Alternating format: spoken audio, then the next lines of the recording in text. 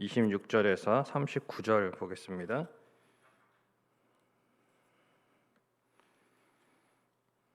사도행전 8장 26절에서 39절 제가 봉독해 드리겠습니다. 주의 사자가 빌립에게 말하여 이르되 일어나서 남쪽으로 향하여 예루살렘에서 가사로 내려가는 길까지 가라 하니 그 길은 광야라. 일어나가서 보니 에디오피아 사람 곧 에디오피아 여왕 간다게의 모든 국고를 맡은 관리인 네시가 예배하러 예루살렘으로 왔다가 돌아가는데 수레를 타고 선지자 이사야의 글을 읽더라. 성령이 빌립더러 이르시되 이 수레로 가까이 나아가라 하시거늘 빌립이 달려가서 선지자 이사야의 글 읽는 것을 듣고 말하되 읽는 것을 깨닫느냐 대답하되 지도해 주는 사람이 없으니 어찌 깨달을 수 있느냐 하고 빌립을 청하여 수레에 올라 같이 앉으라 하니라. 읽는 성경 구절은 이것이니 일러스되 그가 도살자에게로 가는 양과 같이 끌려갔고 털 깎는 자 앞에 있는 어린 양같이 어린 양이 조용함과 같이 그의 입을 열지 아니하였도다. 그가 굴욕을 당했을 때 공정한 재판도 받지 못하였으니 누가 그의 세대를 말하리요. 그의 생명이 땅에서 빼앗김이로다 하였거늘 그 네시가 빌립에게 말하되 청컨대 내가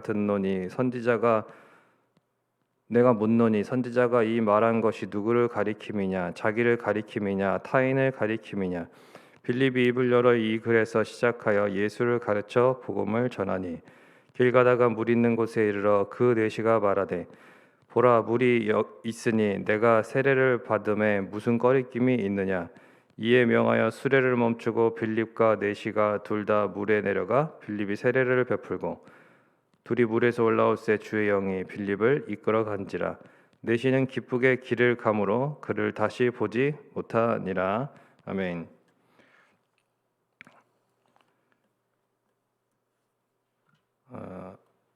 어제 이어서 두 번째로 그 하나님의 은혜를 깨달았을 때 나타났던 감탄사를 가지고 또 말씀을 드리겠습니다. 어제는 어제 새벽에는 그 빌립의 감탄사가 나타났다고 그랬죠. 빌립이 일어나 보니 이렇게 그 내시를 봤을 때 감탄했던 그 말. 그러나 두 번째 오늘은 빌립을 통해 복음을 듣게 된 내시가 감탄하면서 말한 36절에 똑같은 말입니다. 보라라고 나타나 있습니다. 보라. 물을 보면서 이야기한 것인데 마침 거기에 물이 있었습니다. 주전 250년경부터 히브리어로 쓰여진 구약 성경의 그 당시에 이제 공용어가 헬라어인데 이 헬라어로 알렉산드리아의 유대교 공동체에서 그 번역을 했어요. 그래서 그때 당시에 이제 그 70인경이라고 하는 성경, 70인역 성경이라고 하는 것을 이제 만들게 되는데 그 구약 성경을 통해서 유대교에 관심을 가지게 되거나 또 유대교인이 되는 경우가 이미 그 사회에서부터 그 당시 사회에서부터도 종종 있었습니다. 그러니까 그런 사람 중에서 이제 하나가 바로 이 에디오피아 네시였던 것으로 볼 수 있습니다. 그가 예루살렘에까지 이제 직접 찾아왔다는 것은 그 얼마나 하나님에 대한 그런 관심과 사모하는 마음이 컸는지를 알 수 있는 거죠. 그런데 정작 예루살렘에서 성전 안으로 이방인이 들어갈 수가 없어요. 들어갈 수조차 없습니다. 그래서 성전 밖에 그 이방인의 뜰이 있는데 거기 이상 넘어설 수가 없어요. 그 이방인의 한계입니다. 그러니까 그저 관찰하는 거예요.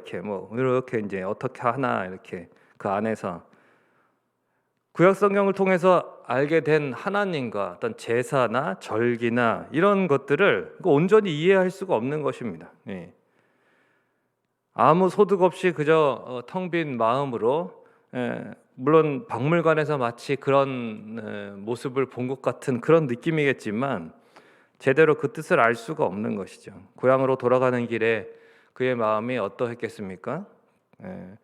이사야 선지자의 그 두루마리 성경을 펴서 그것을 가지고 있었던 것도 참 놀라운 일인데 그것을 펴서 이제 이렇게 보고 있는데 마음을 그것으로 달래는 거죠. 헬라어니까 뭐 읽는 데에는 문제가 없었겠지만은 예수님을 알지 못하니까 사실 진정한 의미를 깨달을 수가 없었던 것입니다. 마침 그 순간에 빌립이 내시 앞에 이제 짠 하고 나타나게 됩니다. 29절부터 보면은 빌립을 만난 뒤로는 일이 술술 풀려요. 그래서 그의 그동안 쌓였던 그 구약 성경에 대한 궁금증이 이제 해결이 되고 이 모든 것이 결국은 예수 그리스도를 통해서 다 성취된 것이구나라고 하는 것을 진정한 구원이 바로 십자가에 달렸다가 돌아가셨다가 이제 3일 만에 부활하신 예수 그리스도 때문에 구원의 길이 열렸구나라는 것을 듣게 된 것이죠. 너무 고마운 것입니다. 그래가지고 이제 분명하게 깨닫게 되니까 이 뭐 어떻게 고마움을 표시할 수 있을까? 그런데 그것은 다 어쨌든 주님께서 계획하신 일이라는 것을 빌립이 설명을 해줬겠죠. 어떻게 자기가 여기까지 오게 됐는지, 그리고 여기서 당신을 만나게 된 것이고, 당신이 또 마침 이사야 선지자의 글을 읽고 있는 모습을 볼 때에 정말 너무 놀라웠다라면서 그렇게 이야기를 해 주었을 것입니다. 결국은 주님의 계획이 다 당신을 향해 있었던 것입니다라고 이야기를 해주고, 그렇게 이제 이야기를 들었을 때에 이 모든 것이 정말 나를 향한 주님의 계획과 사랑이었구나라는 것에 그는 감격했습니다. 물이 보였고 저 물에 내가 세례를 받고 싶다라고 자진해서 이야기를 하게 되는 것입니다. 그렇게 이제 자기와 같은 이방인, 또 피부도 검은 이런 구스 사람, 심지어 내시임에도 불구하고 자기를 구원해 주신, 그런 죄 가운데서 구원하신 그런 예수 그리스도를 믿게 되고, 그래서 그 자리에서 세례를 받게 됩니다. 그는 그 순간을 잊을 수가 없습니다. 시간과 공간을 초월해서 하나님께서 얼마나 놀랍게 역사를 하셨는지, 심지어 자기는 예루살렘에서 그 광야길을 가고 오게 됐지만은 빌립은 훨씬 더 먼 사마리아에서부터 왔거든요. 그러니까 이 내시의 입장에서는 정말 놀라운 것이죠. 하나님이 나 때문에 이 빌립을 나보다 더 며칠 전부터 출발하게 하신 것입니다.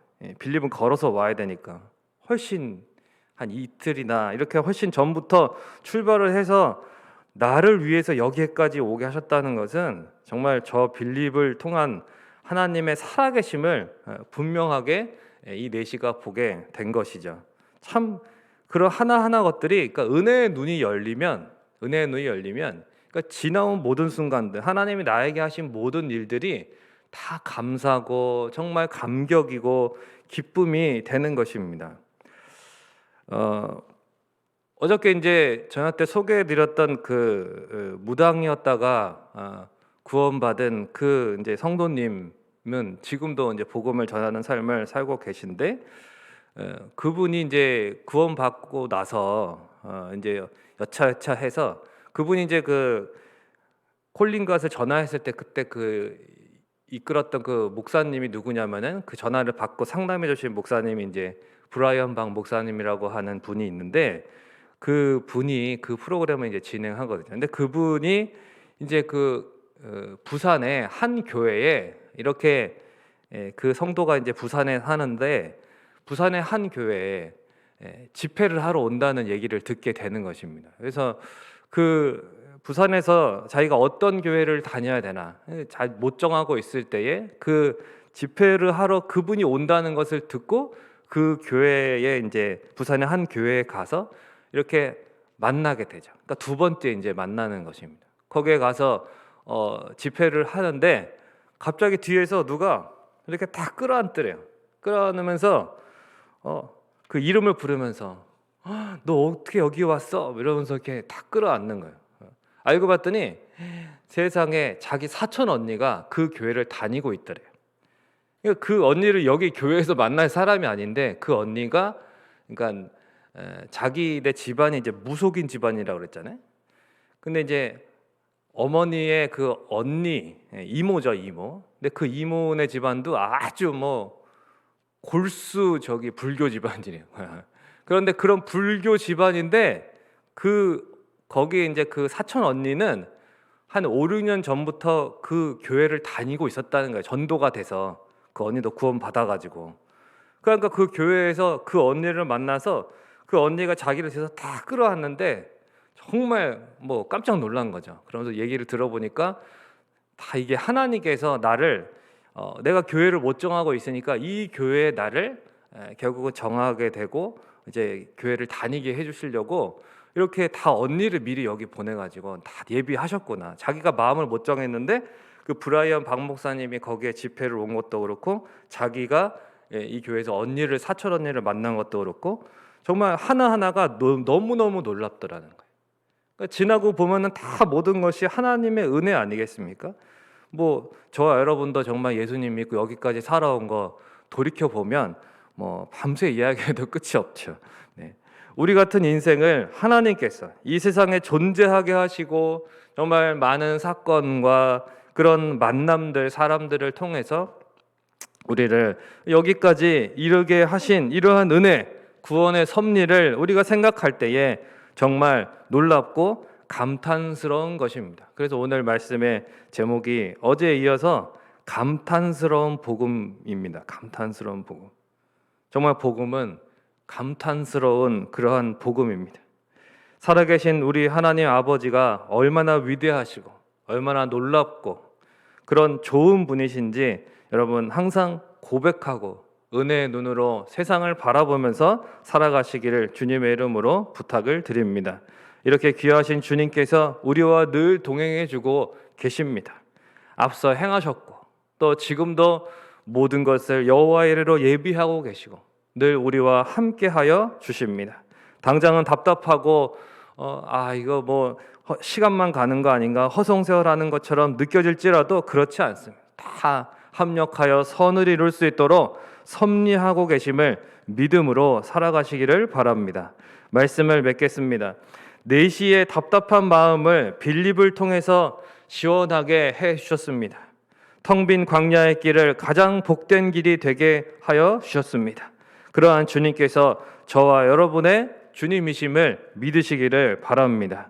이제껏 변치 않은 사랑과 성령으로 늘 함께 하시며 인도하신 주님께서 앞으로도 가장 적절한 때에 가장 선하신 방법으로 가장 아름답게 이루어 주실 것입니다.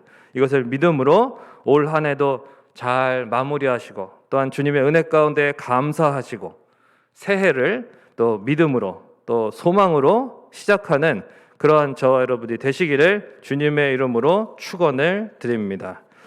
함께 오늘은 찬양을 드리고 기도하겠습니다.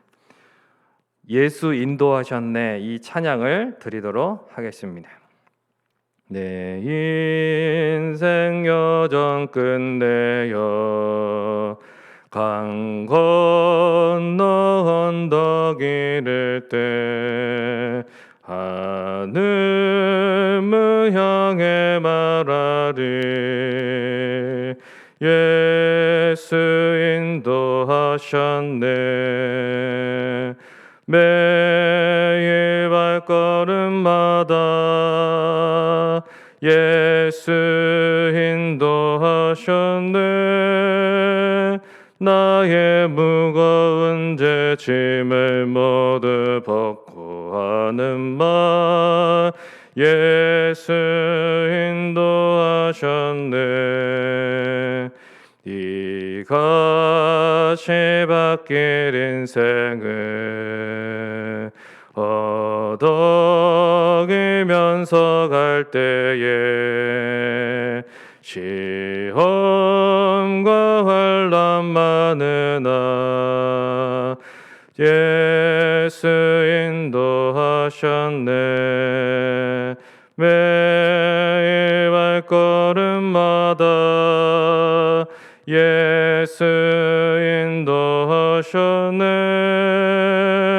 나의 무거운 죄짐을 모두 벗고 하는 말 예수 인도하셨네 내 밟은 발걸음마다 주의 예수 보살피시사 승리에게가 부르며 주를 찬송하리라. 매일 발걸음마다 예수 인도하셨네. 나의 무거운 죄짐을 모두 벗고 하는 말 예수 인도하셨네. 아멘. 이 시간 함께 이제 마지막 날입니다. 올해 마지막 새벽 기도입니다. 우리 주님께서 이제껏 우리를 어떻게 인도해 오셨는지, 이 코로나 상황 가운데에도 하나님께서 이러한 상황 가운데도 하나님의 크신 사랑과 은혜를 늘 베풀어 주셨고, 또 그 가운데에서도 우리가 지나온 일들을 뒤돌아볼 때에 그러한 또 만남과 또한 사건들을 생각할 때에 결국은 다 하나님께서 가장 적절하고 선하시게 인도하여 주셨던 것을 우리가 고백할 수 있습니다. 하나님의 은혜는 감탄스러운 것입니다. 우리는 이 복음의 은혜를 누리고 있고 또한 그 크신 사랑을 누리고 있습니다. 우리와 함께 하여 주십니다. 내시 답답한 마음을 시원하게 하셨던 주님, 텅 빈 광야길을 구원의 길로 만들어 주셨던 주님, 그분이 저와 여러분의 주님이십니다. 그분을 또한 의지하고 감사하고 새해를 믿음과 소망으로 시작할 수 있도록 올 한 해를 돌아보고 감사하고 또한 회개할 것은 회개하고 새해를 또 믿음으로 준비하는 그러한 기도를 드렸으면 좋겠고, 또 하나님 오늘 특별히 또 송구영신 예배를 통해서 하나님 귀한 말씀을 통해서 올 한 해를 또 잘 마무리할 수 있도록 도와주시고, 오늘도 믿음으로 하나님 살아가게 하시고, 하나님 아버지 또 우리 성문의 권속들을 주님께서 붙잡아 주시고 인도해 달라고 여러 가지 기도 제목을 가지고 기도하시다가 마무리하시겠습니다. 기도하겠습니다. 고마우신 아버지 하나님, 은혜와 사랑을 감사합니다.